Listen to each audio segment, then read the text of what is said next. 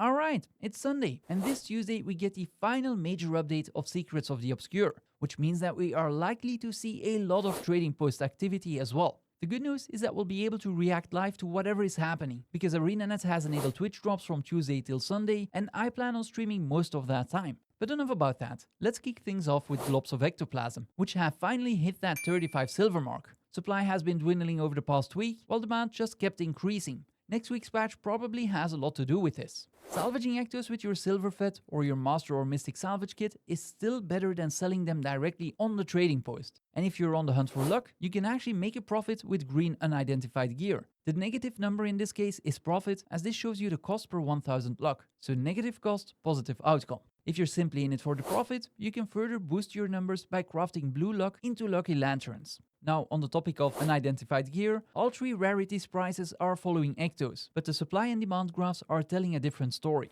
Yellow Unids demand is going up incrementally, while supply seems to remain stagnant. The demand going up seems to make sense, as each of these has about a 75% chance of resulting in a glob of Ectoplasm. Blue and green demand, on the other hand, is falling, while supply remains somewhat stable. I could see why green prices keep going up due to their profitability, but blue might be locked into their current price range for the moment. Charms and symbols have been trudging along, but they are still worth so much you really want to salvage your gear correctly. Symbol of Control's demand spiked heavily this week, causing a bit of a shock movement, but has also stabilized since. If you do not care for these, you might want to consider crafting relics instead of dumping them on the trading post. Most of these will make you more than a gold of profit each.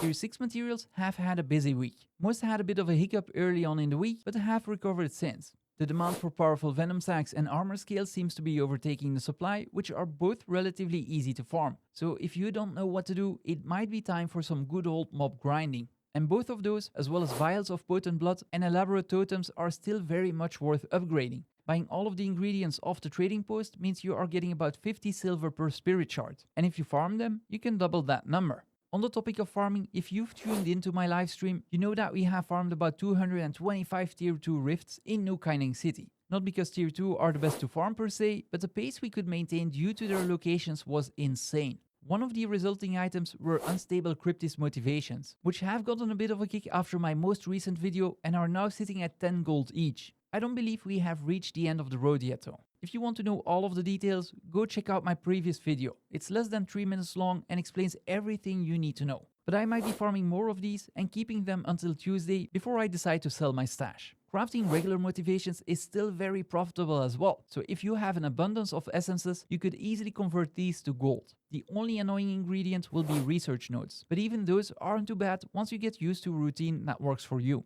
A lot of my own gold has been going to my 4 winds prep lately, and will probably continue to do so until the festival goes live on July 30. I will keep stocking up on materials that can be traded in for boxes at an average cost of 6 silver. In the past weeks, this usually meant that I could buy 4 to 5 different materials daily. But as of late, buying any 4 boxes below 6 silver has become a bit of a challenge. Tuesday's patch might also mean that a Gemstore or Black Lion chest update is imminent. Maybe not the same day, but they're usually not that far apart. So that means it might be worth checking if there are any glyphs or harvesting nodes that you want to invest in and carry over to the next few rotations for some long-term profit. This also means that necrotic essence skins might move away from only costing 1 ticket each, and Etherbound and Bright Inquisitor weapons become more scarce. So if you want to unlock your final few skins or do a bit of investing, it's worth checking these out today or tomorrow.